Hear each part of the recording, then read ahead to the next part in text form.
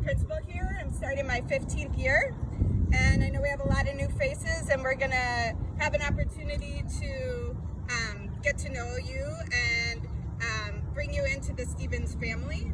And I'm really excited. There is a lot in these next 2 weeks, and we will be doing inside, doing Zoom, doing outside, trying to make it a time where you can get all the things done that you need to do.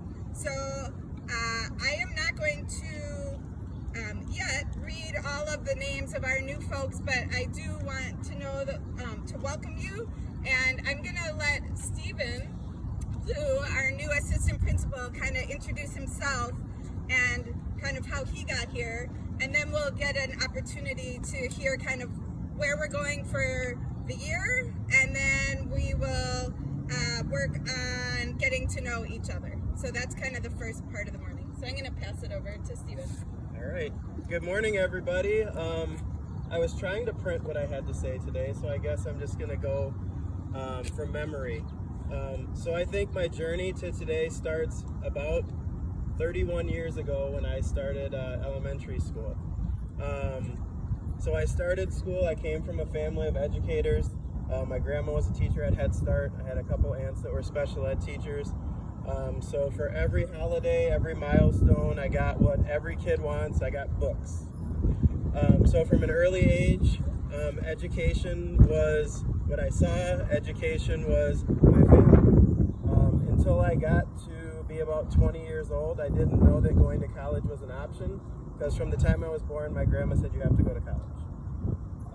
So I started elementary school at St. James Elementary in Madison. Really weird situation. My dad's family is Southern Baptist, and all of his family went to Catholic school because that's what they thought a good education was. They thought it would set me up with the skills for life. It was about at the age of 7 that I first realized who I was as a person and how people saw me differently. So I spent the next 4 years there until I was in 5th grade, and I realized I needed to do something different. I needed to go to public school. I needed to be with the kids that I lived with, the kids that lived in my neighborhood. So I went to Madison Middle School 2000, which is now James C. Wright Middle School. And when I got there, it was completely different. In the time I was there, I had 2 black men that were my principals. I had black teachers. Student council was made up of a diverse group of students. And it really empowered me to find my voice, to figure out what school leadership was like at a student level, and it really set me up for the future. Plans changed when my family moved to the east side.